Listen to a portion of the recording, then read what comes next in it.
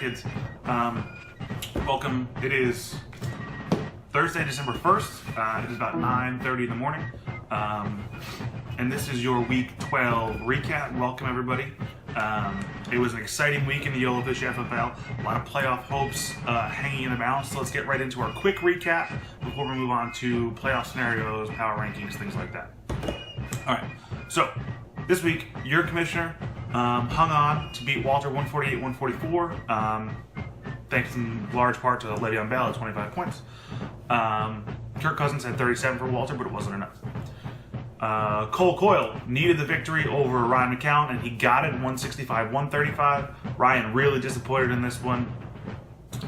Cole's top scorer was Mark Ingram with 32. Jensen, 131 to Sokol's 114. He was powered by T-Mobile Taylor with 22.4 points.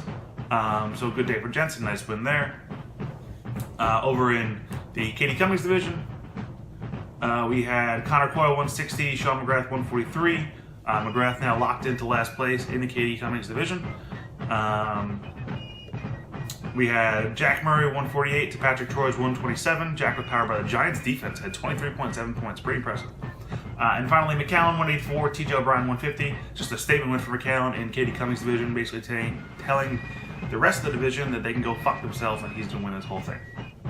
All right, so now that we've gone over this past week's recap, let's first dive into everybody's favorite segment. It's our power rankings. 1, 2, and 3 shouldn't be much of a surprise. We got McAllen, TJ, Coyle. Been that way for weeks. Number 4 is going to go to Jack Murray. Jumps up a spot to number 4. He is most likely going to win the Brook Wild division. See what happens, but chances are he will. Me and him play this week, I believe. Yeah, we do. So that actually might come down to who's the number 1 rank, but we'll see how that goes. Excuse me. Number 5 is going to be Cole Coyle. Thanks to his win over Ryan McCown, jumped into the playoff scenario. Looks like he's going to be that 4th spot in Katie Cummings. Number 5 is going to be your commissioner. Moved up to 6-6, 500 in the year. Pretty good day, I'd say, for your boy. Number 7 is going to go to Ryan McCallan. Tough week. Got his ass kicked when he really needed a win. I know Don's disappointed in you because you're a terrible fantasy football player. Number 8, Jensen moved up a spot. He looks good in that number 3 slot in the Brook Wild division. Number 9, Walter Camacho. I mean, who the hell saw this coming? Walter Camacho in the playoffs. I think we all had him penciled in since August as being our yoga connoisseur. So good for you, Walt. We'll let you stay in the league next year since we made the playoffs. So good for you. Number 10, Shawnee McGrath, 4-8 on the season. Kind of disappointment for our back-to-back champ. Might have fared better in the Brook Wild division, but he is far and away last place in points for. So really, how much would it have helped? I don't know. Finally, 11 and 12, no surprise here. Team John Patrick Troy and Johnny Sokol, really the bottom of the barrel in Brook Wild. Don't know which one of them is going to be in last place yet. We're going to need this week to find out. Looks like it's going to be Sokol, but you never know. And we'll keep an eye on that as the week goes on. All right, so let's take a look at our bracket quickly. Like we talked about on Katie Cummings' side, McCown locked in the number 1 seed. 2 and 3 is going to be TJ and Coyle. Whether who's 2, who's 3, doesn't matter. It's going to be them. 4th place right now looks like it's going to be Cole, but it could be Ryan, and we'll get to that in a sec. And finally, in last, 6th place is McGrath, who is our last place lock.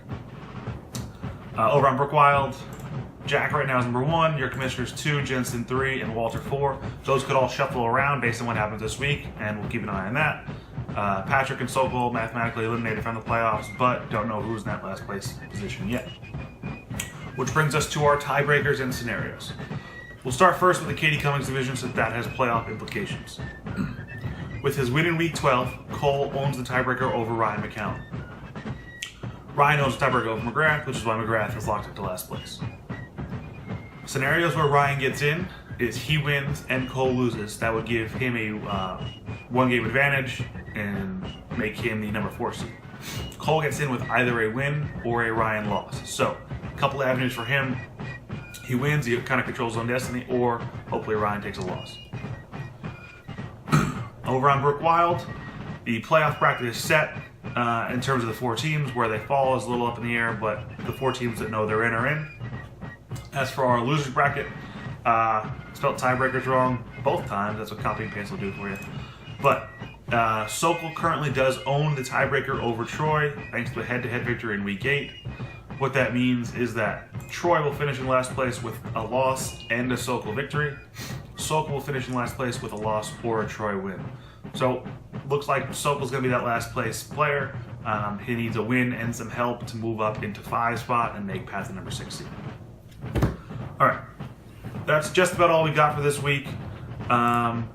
Quick look ahead at who's playing coming up in week 13. Your commissioner's taking on Jack. That could have seeding implications involved.